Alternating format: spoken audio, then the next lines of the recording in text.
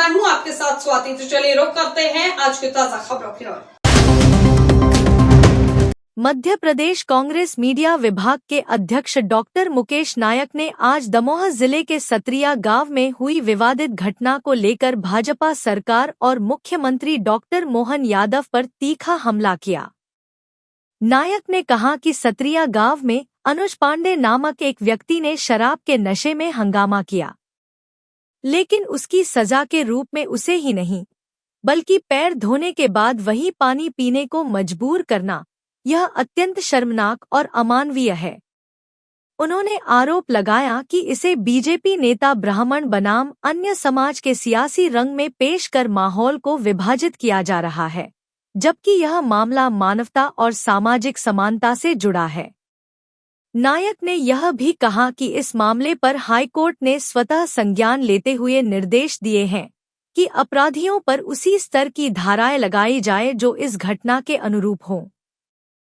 उन्होंने ग्वालियर की एक अन्य घटना का भी उल्लेख किया, जिसमें अनिल मिश्रा द्वारा डॉक्टर भीमराव अंबेडकर का अपमान करने पर सवाल उठाया गया।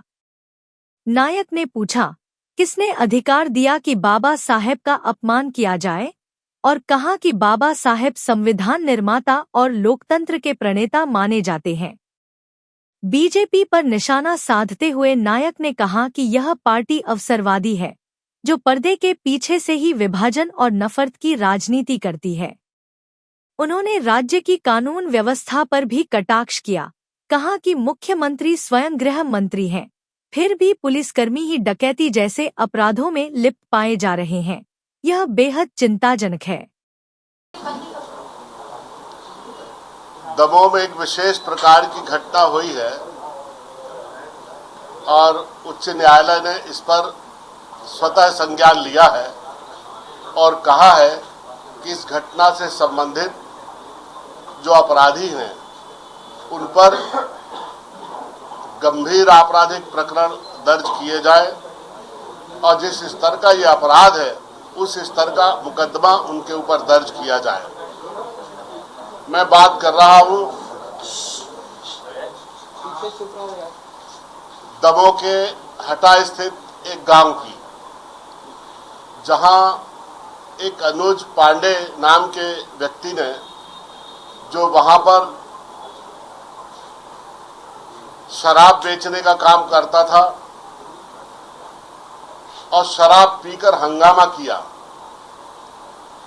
और थोड़े दिन पहले उस गांव ने यह निर्णय लिया था कि इस गांव में जो शराब पिएगा गांव के लोग उस पर जुर्माना करेंगे। गांव के लोगों ने अनुज पांडे के ऊपर शराब पीने के कारण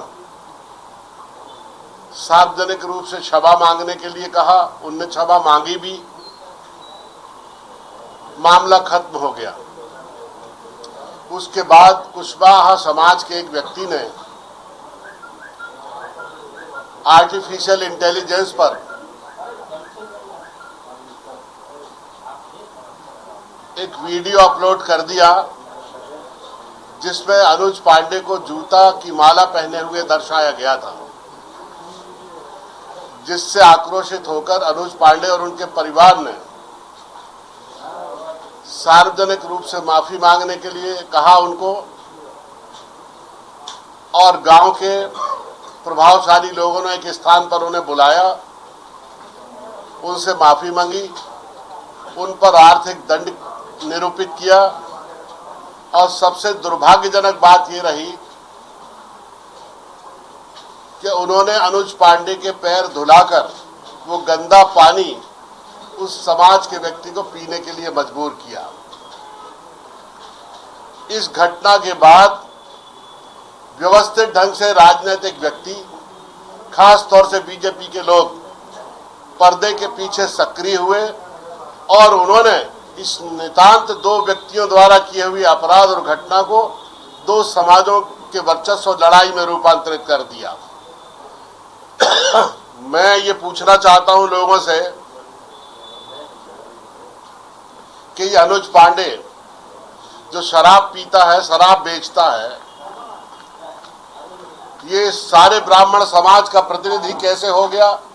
और किसने इसको ब्राह्मण समाज का प्रतिनिधि बनाया है और क्यों इसको ब्राह्मण वर्सेस अदर्स झगड़े में इस घटना को शामिल किया जा रहा है। और दूसरा, जिस व्यक्ति ने आर्टिफिशियल इंटेलिजेंस के द्वारा एक झूठा वीडियो बनाकर जिसमें एक व्यक्ति जूते की माला पहने जा रहा है, ये किसने अधिकार दिया उसको किस तरह का वो काम करे? ये दोनों बातें आपराधिक श्रेणी में आती हैं। अनुज पांडे के ऊपर मुकदमा, गंभीर मुकदमा जो जबलपुर उच्च न्यायालय ने कहा है वो दर्ज होना चाहिए, और दूसरे व्यक्ति के ऊपर साइबर क्राइम का मुकदमा दर्ज होना चाहिए। और जो लोग इसको दो जातियों का झगड़ा बना रहे हैं, उनका उद्देश्य राजनीति करना है, उनका उद्देश्य सामाजिक ताने बाने को चकनाचूर करना है, उनका उद्देश्य हमारे समाज के समावेशी दृष्टिकोण को चकनाचूर करना है, दो समुदायों में झगड़ा कराना है। पिछले 25 सालों से भारतीय जनता पार्टी पूरे राज्य में इस तरह के संस्थाबद्ध जातिवाद को जन्म दिया है, जिन्होंने वो जाति के झगड़े राजनीतिक फायदा और नुकसान का लेखा जोखा लगाकर इस तरह के सामाजिक न्याय का जहां प्रश्न आता है, इस तरह के झगड़े जहां होते हैं, इन झगड़ों को, व्यक्तिगत झगड़ों को एक जातिगत झगड़ों में बदल देते हैं, और सामाजिक अन्याय जब होता है तब मौन हो जाते हैं, तब पर्दे के पीछे बैठकर राजनीति करते हैं। यही इन्होंने ग्वालियर में किया। अनिल मिश्रा नाम का एक व्यक्ति पूरे ब्राह्मण समाज का प्रतिनिधि कैसे हो सकता है?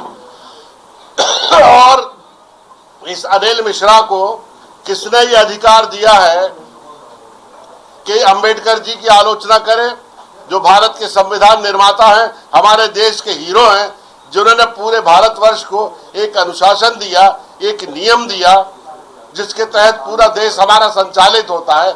ये अधिकार अनिल मिश्रा को किसने दिया? ग्वालियर की घटना, दमोह की घटना और ऐसी घटनाएं जब भी मध्य प्रदेश में होती हैं तो बीजेपी पर्दे के पीछे बैठकर राजनीति करती है, इन घटनाओं को हवा देती है।